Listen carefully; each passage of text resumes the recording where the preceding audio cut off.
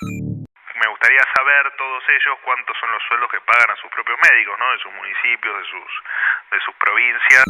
Realmente están siendo unos hipócritas y utilizando una causa genuina, un reclamo genuino para su propio beneficio y para un discursito político que la verdad es que no es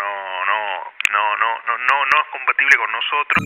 Les recuerdo también que solo en el gobierno de Alberto Fernández incorporaron 1.200 empleados. Todo lo que toque lo que atente contra el equilibrio fiscal se va a vetar, absolutamente todo. ¿Por qué? Porque la única intención que tiene es efectivamente de romper el plan económico.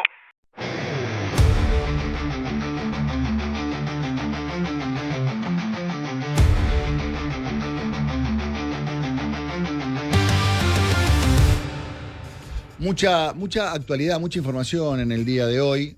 Por un lado tenemos la habitual convocatoria de los jubilados que se empieza a mezclar con otras organizaciones, pero este reclamo habitual que tienen con respecto a sus haberes. Se mezcla también el tema del Ni Una Menos, nuevo aniversario, se conmemoró en el día de ayer, pero prefirieron hacer la movilización en el día de hoy para generar también resonancia con respecto a la movilización de los jubilados. También está el tema del Garrahan, ¿no? Esta ida y vuelta con respecto a qué piden, qué reclaman y qué dice el gobierno, ¿no? El gobierno dice que hay que priorizar todo lo que tiene que ver con salud y no tanta carga administrativa. Este debate de si dentro de lo administrativo, ese número que había trascendido, estaban incluidos también enfermeros, camilleros, anestesistas, kinesiólogos, que a veces por cuestiones no del todo claras, diversas, ¿cómo podríamos llegar a decir? Tanto en provincia como en ciudad los tienen agrupados o los consideran como personal administrativo, algo que descubrimos en la pandemia, yo la verdad desconocía todo eso. Así que tenemos muchas cosas de actualidad para conversar con Manuel Adorni, vocero presidencial. Manuel, ¿cómo te va? Bienvenido. Hola Horacio, ¿cómo estás? Bien, ¿cómo estás vos? Bien, muy bien. Legislador electo. Legislador electo. No hablamos desde entonces. Batacazo. No, es cierto, creo que desde La Nación más que no hablamos. Es verdad, es verdad. Hace mucho que no salgo acá en la radio con vos. Bien, y escúchame, a ver, hagamos un poquito de eso que tenemos pendiente. Yo te escribí ese mismo día, que si tenían algún tipo de números extraoficiales, me dijiste no tenemos ningún tipo de información con respecto a boca de urna. Cuando encontraron el número, que no solamente habías hecho una buena elección, sino que habías ganado, que habías quedado primero, ¿era lo esperado? ¿Se sorprendieron? No, a ver, era lo esperado, obviamente que en tan poca diferencia, vos sabés muy bien que existen los errores estadísticos, entonces en definitiva no sabía si la diferencia iba a ser un punto, ningún punto, 3 puntos, 5 puntos. De hecho esperamos hasta el final del recuento de votos, porque la verdad es que nos parecía razonable no dar por sentado ningún resultado hasta que no estuviese el 90 y pico % de los votos escrutados. Creo que al 70% o al 60%, bueno, ahí recibo un llamado de los Penato y bueno, empiezan a escribir ustedes mismos diciendo, che, felicitaciones, pero la verdad es que nosotros tuvimos junto con la gente, digamos, los que estaban viendo la tele, recién ahí pudimos confirmar que habíamos efectivamente ganado, así que más allá de que era lo esperado, bueno, para mí en lo personal, imagínate todo un desafío, una aventura y una cosa nueva de alguien que nunca participé en ningún acto electoral y lejos estoy de querer, digamos, entrar en esta dinámica electoral cada cierto tiempo, ¿no? Sí, claro, por supuesto. Bueno, pero hablando de lo electoral, evidentemente la campaña fue Adorni es Milei. Vos venías a representar lo que significa Milei en la política, una nueva forma de ver no solamente la economía, sino también la política. Evidentemente hubo un apoyo por parte de gran parte de la ciudad de Buenos Aires. Ahora se vieron unas elecciones bastante particulares que son en la provincia de Buenos Aires, elecciones locales. Por un lado es diputados provinciales, pero por otro lado Cristina Fernández de Kirchner pone bandera y dice yo voy a ser candidata. ¿Cómo va a enfocar esa elección el gobierno nacional? Digamos, ¿Milei se va a cargar nuevamente la campaña como se cargó tu campaña también, militándola hombro a hombro, o es otra elección distinta y hay que administrar la energía? No, a ver, me parece que nosotros, una de las cosas que nos dimos cuenta cuando empezamos a gobernar, era que no iba a alcanzar con los cambios en el gobierno nacional o a nivel nacional. Y empezamos a comprender que efectivamente las provincias tenían que hacer su laburo, que los municipios tenían que hacer su laburo y que era un trabajo en conjunto, ¿no? Que el equilibrio en las cuentas públicas, el orden en el gasto, la no corrupción, en fin, la honestidad en general para avanzar era fundamental en el gobierno nacional, pero era también fundamental en el resto de las jurisdicciones. Si no es imposible, ¿no? Si nosotros te bajamos impuestos, pero el gobernador o el jefe de gobierno te parte con un palo por la mitad, con suba de ingresos brutos o con la invención de alguna tasa temporaria que después termina siendo permanente, bueno, hay cuestiones que pierden un poco el sentido, ¿no?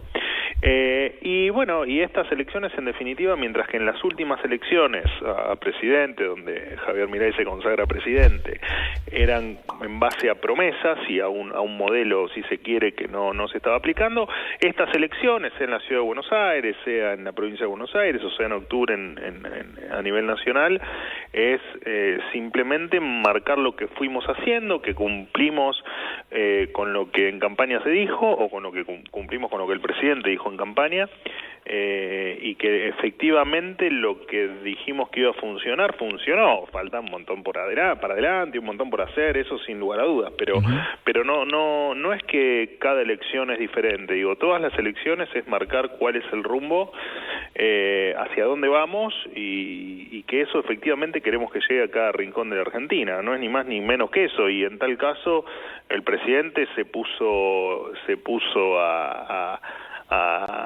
no sé si a cargo de una campaña, digo, lo que mostró el presidente fue que efectivamente yo era el modelo de él, digamos. No, obviamente.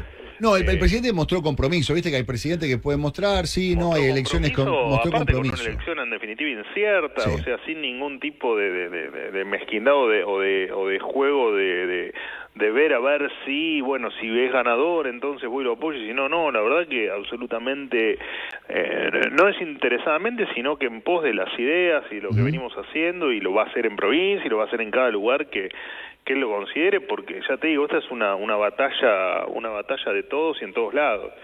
Y por supuesto en lo personal, para mí es un honor, te podrás imaginar sí, claro. que te acompañe el presidente en algo que para mí, ya te digo, era algo nuevo, que lo que por supuesto no estaba acostumbrado, viste que empiezan a revolearse operaciones y fake news, y bueno, todo fue un mes y medio muy intenso y muy diferente a lo que venía haciendo mi actividad acá en gobierno, así que imagínate que mejor resultado no pudimos obtener por que se alinearon todos los planetas, ¿no? Claro. Manuel, además, para mí no solamente se elegían legisladores en la ciudad de Buenos Aires, sino que también se determinaba quién quedaba como al mando de lo que podríamos llegar a decir el antipopulismo, ¿no? Que venía representado por el PRO, con la ciudad de la Libertad Avanza. Lo que yo lo dije en el discurso de la victoria, digamos, Uh-huh. En definitiva la gente eligió cuál es el instrumento para ir contra el populismo. Cuando no estaba bien en claro si el PRO todavía era o no un instrumento válido para luchar contra el kirchnerismo que viene, y que vamos a hacer que no venga nunca, bueno, efectivamente la gente eligió el instrumento de la Libertad Avanza. Uh-huh. Y es por eso que en el discurso lo que digo es eso, miren que la gente eligió este instrumento, y con este instrumento vamos a ir a batallar cuantas veces sea necesario contra el kirchnerismo, contra el populismo, contra la denigración de la Argentina. Sí, claro. Y también hay una frase del presidente que, bueno, nosotros ganamos, pero queremos ganar en forma más contundente, y solo podemos ganar, pero si vamos con algún tipo de acuerdo con el PRO, vamos a ganar en forma contundente, que es la idea. Digamos, ¿está claro eso, digamos, las negociaciones, las charlas, pensando en la cantidad de elecciones que se vienen de acá, no solamente de acá a fin de año, sino pensando en las elecciones que va a haber de acá y en los próximos 2 años? Sí, de acá para adelante, ¿no? Porque el populismo siempre va a tener una participación activa, menor, mayor, entendemos que cada vez menor, pero el populismo es algo que año tras año y medida tras medida y batalla tras batalla lo vas haciendo cada vez más chiquito, pero bueno, está ahí dando vuelta y efectivamente, te repito, me parece que todo el mundo ha entendido, los que son de la Libertad Avanza, los que no lo son, los que son del PRO, los que no lo son, que efectivamente el instrumento, repito, es el de la Libertad Avanza, que es efectivo y que la gente, y que es lo que eligió la gente. Uh-huh. Por eso la provincia de Buenos Aires aparte en Provincia de Buenos Aires, con un montón de referentes de otros espacios, tenemos agendas comunes que no las teníamos en la Ciudad de Buenos Aires. Pero lo que dijo el presidente es correcto. Bueno, nosotros le vamos a ganar igual. Digo, si vamos todos juntos, lo cierto es que la derrota del kirchnerismo va a ser absolutamente contundente y letal. Pero bueno, todavía falta, pero entiendo que vamos a llegar a un puerto común y todos juntos y que efectivamente vamos a fulminar el kirchnerismo. Bien. ¿Sabes qué? A ver, se habla de muchos nombres para las elecciones de octubre, las de septiembre todavía están un poco inciertos. Lo que sí se sabe es que Cristina va a ir a competir en la tercera sección. Y empieza un run run de nombres. Hay uno que llama poderosamente la atención, a mí me parece súper interesante, que es la del Gordo Dan. ¿Está descartado? ¿Puede ser? ¿Están en conversaciones? No, a ver, primero un comentario, digo, la decadencia del kirchnerismo la ves precisamente en lo que está haciendo Cristina Fernández de Kirchner, ¿no? La verdad es que imaginarte un presidente que ha tenido y que ha representado tanto poder y que ha sido la cara más vívida que tuvo el populismo en los últimos 20 años, digo, ir a la tercera sección electoral para ser el diputada provincial a riesgo de incluso no ganar o no tener un resultado contundente, bueno, te marca la decadencia del kirchnerismo, ¿no? Esto para ver un poco la foto de dónde está hoy parado el kirchnerismo. ¿Por qué pensás, analizándolo, digamos, con la experiencia que te da formar parte de un gobierno, qué análisis haces con respecto a la candidatura de Cristina? ¿Por qué ahí en la tercera sección y por qué diputada provincial? Bueno, en realidad la pregunta tal vez yo te la haría al revés, ¿no? Es decir, ¿qué otro lugar tenía para presentarse? Está claro que no deja de ser un refugio de todas las secciones electorales, pareciera ser donde ella mayor ventaja tendría. Extraño que vaya por esa sección electoral, en virtud de que ni vive ahí, ni nació ahí, es raro, pero bueno, uno entiende que claramente en esta decadencia va a funcionar como refugio para las caras que vayan sobreviviendo a esta decadencia del kirchnerismo. Uno pretende en definitiva que la política, y esto sí respondiendo desde adentro, ¿no? Desde lo que hoy va uno aprendiendo de lo que ve de la política, del poder y de cómo se van suscitando los hechos. La verdad que uno pretendería cierta renovación, ¿no? En todos los espacios. Digo, me parece que la gente cada vez más, y te diría que de varios espacios, la gente que realmente cree en las ideas de esos espacios, no las que lo usan como negocio, como trampolín o que tienen algún contrato que los beneficia, sino los que realmente creen en alguna idea más liberal o en alguna idea más de corte peronista. Me parece que buscan una renovación, que tampoco la quieren seguir viendo a Cristina, tampoco lo quieren seguir viendo a Kicillof. Me parece que es parte de lo que nos hizo tanto daño y que buena parte de la sociedad sí lo entiende. Por eso es que es como penoso ver a una expresidente que debería dedicarse a aconsejar, a hacer una fuente de consulta permanente para el resto de los presidentes, verla como candidata a legisladora provincial en una sección electoral que no le corresponde y en el ocaso más oscuro. Pero bueno, qué sé yo, cada uno decide también qué hacer con su vida y yo no tengo que explicarle ni no soy nadie al lado de la historia política de la señora, pero me parece que es parte de la misma decadencia del kirchnerismo, ¿no? Manuel, quiero sacarte de lo que es política o elecciones y meternos un poquito en la agenda de la cosa cotidiana. Hay un inconveniente, hay un conflicto en ciernes con respecto a lo que sucede en el Hospital Garrahan. ¿Qué posición tiene el gobierno? Bueno, a ver, esto es un conflicto que claramente está fogoneado por la política. De hecho, el hospital ya otorgó un aumento con recursos propios, producto del ahorro que se había generado con reducción de estructuras, bueno, con licitaciones que no se entendían bien por qué estaban o por qué eran de esos montos. Como sabemos, ese monto se había propuesto en 1.300.000 pesos, y de ahí cuando deciden continuar con la medida de fuerza, no sé si todos, pero digo, había un sector que quiso continuar con la medida de fuerza, evidentemente uno tiene que entender que hay una parte de la vieja política que está metida en este reclamo genuino, ¿no? Porque en definitiva nadie puede negar que un médico, no solo del Garrahan, digo en general, un médico, un policía, un docente que cobran mal y que deberían cobrar más, eso nadie lo pone en duda. Y obviamente las protestas tienen lugar gracias a las mentiras que el kirchnerismo logra instalar, ¿no? Haciéndole creer a la gente que nosotros vamos a despedir médicos o que vamos bueno, a mí me pasó en campaña, ¿no? Me hacían la imagen de la motosierra atravesando a la mitad el SAME o atravesando a la mitad una escuela. Digo, bueno, son las mentiras que van tratando de meter, y nosotros no vamos ni en contra de los médicos, nosotros vamos en contra de los ñoquis, y desde que casualmente esto surge, desde que anunciamos el inicio del control con datos, con el sistema biométrico, para el control de los accesos, ¿no? Para saber si efectivamente vos estás yendo a trabajar o no al Garrahan. Pero bueno, viste cómo es, en estos días vimos la verdad que mucha hipocresía, ¿no? Diputados, intendentes, ministros de salud provinciales.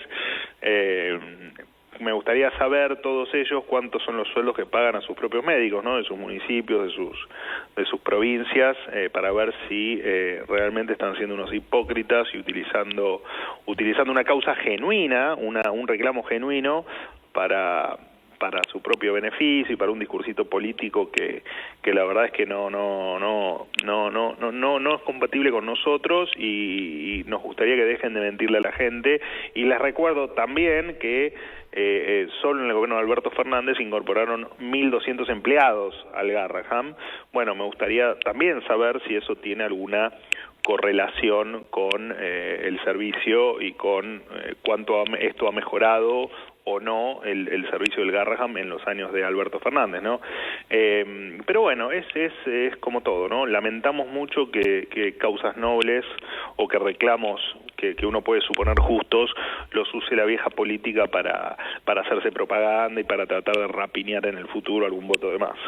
Manu, si querés te contesto. ¿Qué tal? Tomás Díaz Cueto te saluda. Hola, Tomás, ¿cómo estás? Provincia de Buenos Aires, un residente cobra la mitad de lo que cobraba en el Garrahan antes del aumento, ni que hablar de médicos profesionales, pediatras, si los encontrás en Provincia de Buenos Aires, porque la verdad que hay un faltante muy importante. Más allá de eso, te quería preguntar, vos estás hablando del Garrahan, hoy hay una movilización muy importante que involucra, todavía no están los médicos del Garrahan, sino jubilados, UTEP, CTA, ATE, MCT, tenés la barra de Chacarita. ¿Crees que, y también lo que es discapacidad, crees que se está haciendo una utilización política también con algo tan sensible como es la discapacidad? ¿Son capaces de llegar a hacer algo así? Es que, ¿sabes lo que pasa? Bueno, yo de discapacidad, yo he puesto ejemplos en las propias conferencias de prensa de cómo falseaban el sistema y los controles para cobrar pensiones. Digo, desde el médico que había puesto en 150 pensiones por discapacidad la misma radiografía de hombro, hasta lo que intentaron, que no prosperó, que intentaron pasar una fotografía de un perro, una radiografía de un perro.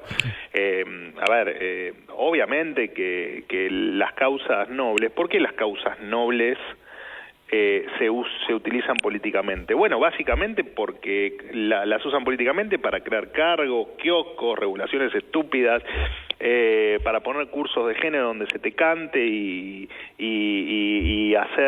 seguir creando empleo, y empleo, por supuesto, de empleo inventado, empleo militante, ¿no? Sin solucionar el problema de fondo. Y lamentablemente eso es lo que nosotros vinimos a con el tiempo, porque no se hace un día para el otro, pero erradicar de la política argentina, erradicar de la gestión pública.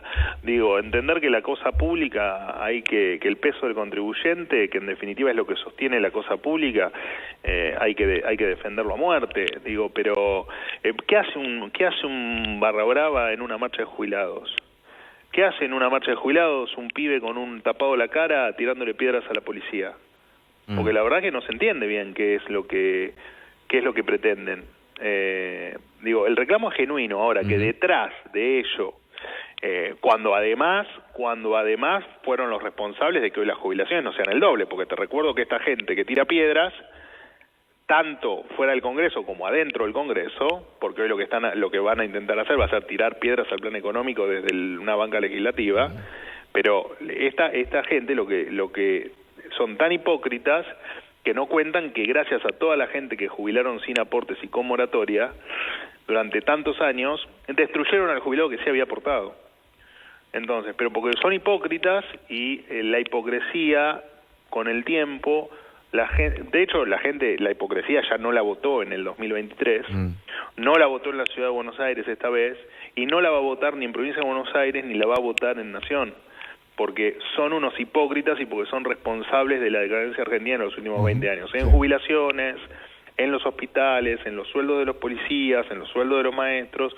Son unos hipócritas. Estamos hablando con Manuel Adorni, vocero presidencial. Manuel, hay en este momento creo que hay cuarto intermedio, o estaba por terminar el cuarto intermedio en el Congreso, pero la oposición había conseguido el quórum para intentar tratar proyectos que tienen que ver con aumentos de incrementos de jubilaciones, bono previsional, transferencia de fondos a las provincias, extensión de la moratoria, una declaración de emergencia de discapacidad hasta el año 2027. ¿Qué visión tienen con respecto a esto desde el gobierno? Bueno, en principio todo lo que toque, lo que atente contra el equilibrio fiscal se va a vetar, absolutamente todo. ¿Por qué? Porque la única intención que tiene es efectivamente de romper el plan económico, y dentro de ese plan de romper valga la redundancia, el plan económico o el camino económico que estamos llevando adelante, el equilibrio fiscal, saben que es parte del corazón del programa. Y no lo vamos a permitir, porque son tan hipócritas, vuelvo a la hipocresía porque creo que es lo que más los representa, que te hablan de cuestiones previsionales sin entender que estamos en un sistema de reparto, sin entender que lo que se necesita es que la economía crezca, sin entender que con la economía creciendo se generan mejores puestos de trabajo, sin entender que eso va a generar que baje la informalidad, que más aporten al sistema y que finalmente el jubilado pueda tener un mejor haber de manera genuina. Me gustaría saber de dónde van a salir los recursos, ¿no? Que estos personajes están votando. Pero bueno, repito, es parte de la hipocresía y no lo vamos a tolerar, porque por lo tanto cualquier proyecto, no importa el que sea, que atente contra el equilibrio fiscal, lo vamos a vetar. Manu, te llevo de vuelta al Garraham. Recién se comunicó que están evaluando sanciones, porque más allá del aumento, que están en discusión con remunerativo, no remunerativo, etcétera, van a seguir con medidas de fuerza hasta el viernes. ¿Se van a terminar tomando medidas respecto a esto o es simplemente un análisis?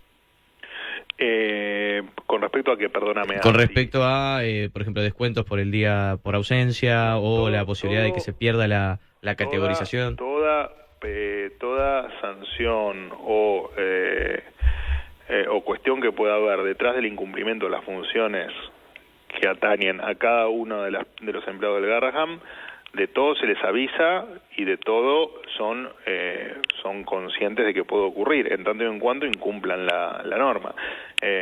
Obviamente que no se puede permitir que un nene quede sin atención, digamos, esto está más que claro, pero bueno, es un tema estrictamente de la dirección del Garraham, pero te repito, todo lo que se está hablando, de lo que vos haces referencia, todo está avisado y todo está notificado. Una breve cortita, además que me quedo, estuve hablando con fuentes del Ministerio de Salud y me comentaron que instalaron los datos biométricos y que no tuvieron mucha suerte con que se pueda aplicar en el sentido de que se presten a dejar los datos biométricos. ¿Esto tenés alguna información? No, todavía a mí no me llegó ninguna información, todavía no hablé con el Ministerio de Salud con respecto a esto, pero... Bueno, no había disposición de parte de los administrativos y empleados, ¿no? Digo, en general. Está bien. Eso será un tema que resolveremos, repito, por el camino de no entiendo el por qué igual, pero no termino de comprender por qué no estarías dispuesto a poner un dedo en un lector de huellas para que te indique cuándo trabajás y cuándo no. No, suena hasta irracional, ¿no? Sí, coincido. Pero bueno, hay cosas que son irracionales y que no las vamos a aceptar, pero que entendemos que ocurren. Bien. Manuel, ¿te quedan algunos meses como vocero? ¿Está definido ya quién te va a reemplazar en esta tarea? No está definido, pero bueno, en definitiva falta bastante, porque pensá que la verdad es que dentro de las críticas que hicimos fue cómo desdoblaron la elección, pero además cómo la desdoblaron con tanto tiempo de anticipación. Sí, claro. La verdad que es un absoluto sinsentido, pero no está definido. De todas maneras, bueno,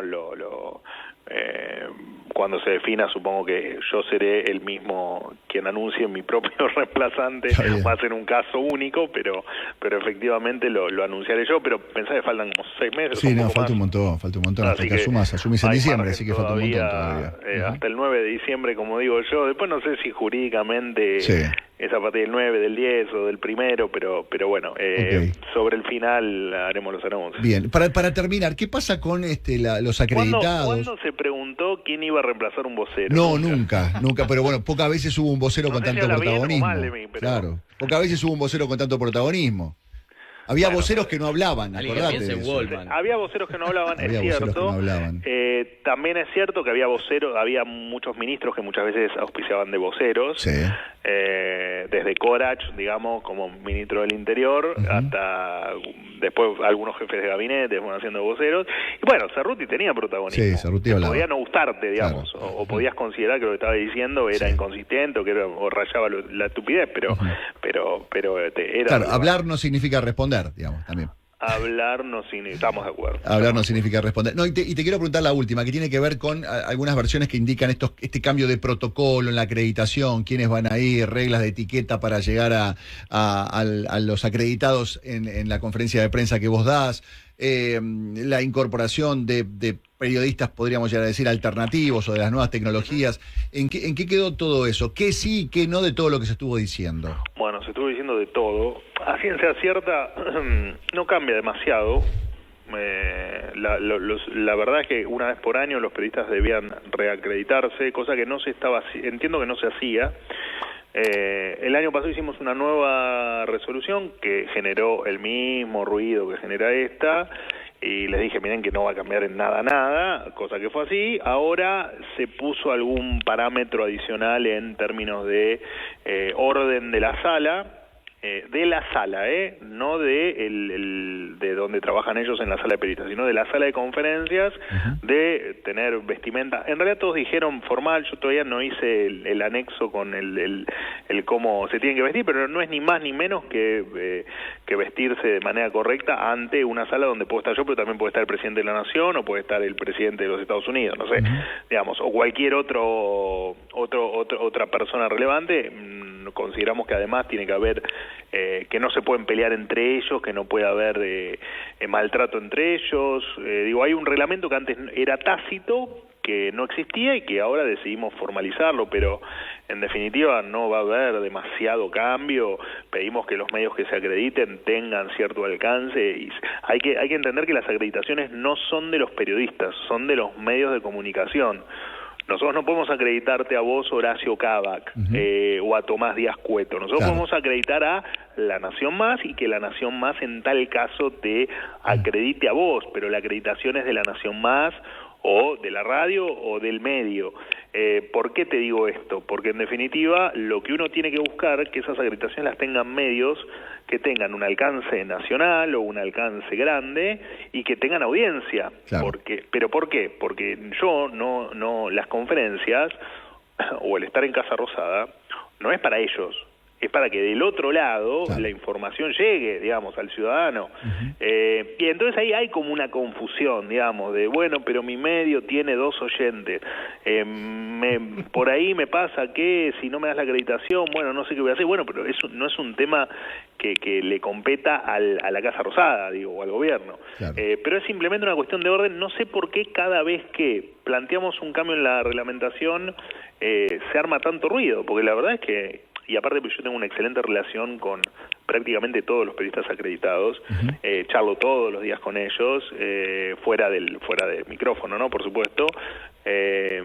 No sé por qué se arma tanto ruido. Yo creo que como todo, ¿no? Porque bueno, es parte de la noticia y de tener también un tema más de conversación, un tema más para titular, pero lo cierto es que la reglamentación, ya te digo, más allá de ordenar un poco la sala, ordenar un poco los medios, actualizar el tema de la tecnología, digamos, negar YouTube hoy en el mundo, en el mundo periodístico, es irracional. Digo, negar que existen medios de streaming es, digamos, como medio de comunicación el streaming es absolutamente irracional. Mirá si yo no dejo entrar no le permito la acreditación a un Neura, no le permito la acreditación a un Bondi, no le permito a un Border o al streaming que sea. Me parece que nos tenemos que ayornar a los tiempos que corren.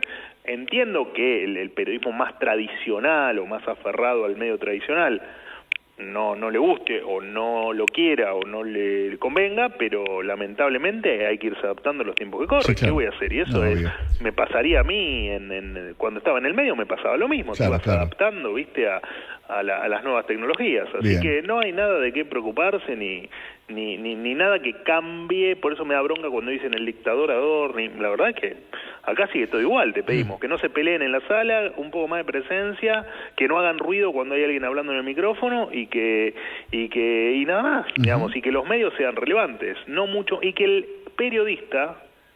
periodista tenga relación con el medio. Porque acá lo que te pasa muchas veces es que los medios de comunicación no respetan a sus propios periodistas y muchas veces no los tienen en una relación laboral, ¿viste? Y nosotros queremos que eso también se respete. O sea, no me parece nada que sea grave o que te cortemos tu libertad de expresión o de prensa. No, claro. Manuel, la última, viniendo del periodismo, ¿cómo tomás las críticas que hay de las agrupaciones, las entidades y los medios tradicionales con respecto a la libertad de prensa o la forma en la que se trabaja en el periodismo en este momento, en el gobierno de Milei, o los ataques que sufre la prensa de parte del gobierno? Yo creo que es todo. Primero, que si te referís a FOPEA, me importa lo mismo FOPEA que si hay un planeta en una galaxia vecina, digamos. O sea, no me importa porque en general es interesante, ¿no? Porque se quejan por ejemplo, que yo, de hecho se quejaron de que yo hice una resolución nueva de periodistas, y te puedo asegurar que ni siquiera la leyeron, pero no se quejan de que a un periodista en una marcha un manifestante lo maltrata, le pega o le incendian un auto, digamos, como pasó con aquel periodista de Cadena 3 en una de las, o en la primera marcha, sí, claro, o en el primer paro. Entonces, primero es medio molesto que siempre la crítica sea para el mismo lado, o las sanciones o esos strikes que ellos ponen medios bizarros que utilizan como forma de marketing. Yo tengo contacto no solo con casi todos los periodistas, sino que además tengo contacto con casi todos los medios. Y a todos les digo lo mismo, ustedes nos van a recordar como el gobierno donde más libertad de prensa hubo y donde más libertad de expresión hubo, porque nosotros no vamos a hacerlo jamás. Yo estaba en los medios del otro lado y yo sufría cuando te dabas cuenta que había habido algún llamado para frenar alguna nota, para frenar algún invitado, para frenar alguna cosa que vas a decir. Yo me daba cuenta, yo lo sufría, yo lo vivía en carne propia, como seguramente en algún momento lo sintieron ustedes en diferentes medios. Jamás te va a pasar que de acá te levanten el tubo para decirte nada, para decirte esto no me gustó. Acá nadie te va a decir nada, pues la libertad es total. De hecho, está la libertad que efectivamente nos llueven las críticas de que supuestamente coartamos la libertad de prensa, cosa que no solo no es así, sino que nunca va a ser así, porque para nosotros, lo dije en la primera conferencia de prensa, dije no sé si en la primera conferencia de prensa hablé de la libertad de expresión y de la libertad de prensa. Nosotros estamos para gobernar y ustedes están para decir la verdad, o sea, nosotros estamos para gobernar y ustedes están para contar la verdad de lo que pasa.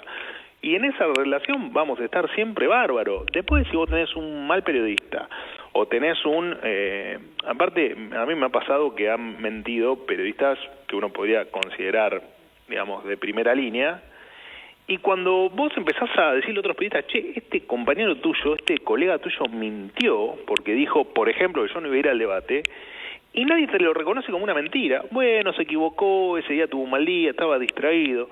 Entonces, hay veces que te da bronca porque es como funcionan como bloque, cuando en realidad todos los periodistas son distintos. Hay excelentísimos periodistas, hay periodistas del montón y hay malos periodistas y periodistas que efectivamente viven de algo que no es la verdad o que no es el periodismo de verdad. Bueno, cada uno con lo suyo. Ahora, de ahí a que nos digan que nosotros atacamos a la prensa, la verdad es que lejísimos estamos de ese punto. Manuel, gracias por tu tiempo. No, por favor, abrazo. Hasta la próxima, muchas gracias. Manuel Adorni, vocero presidencial. Suscríbete, dale like y activa campana si sos un verdadero libertario.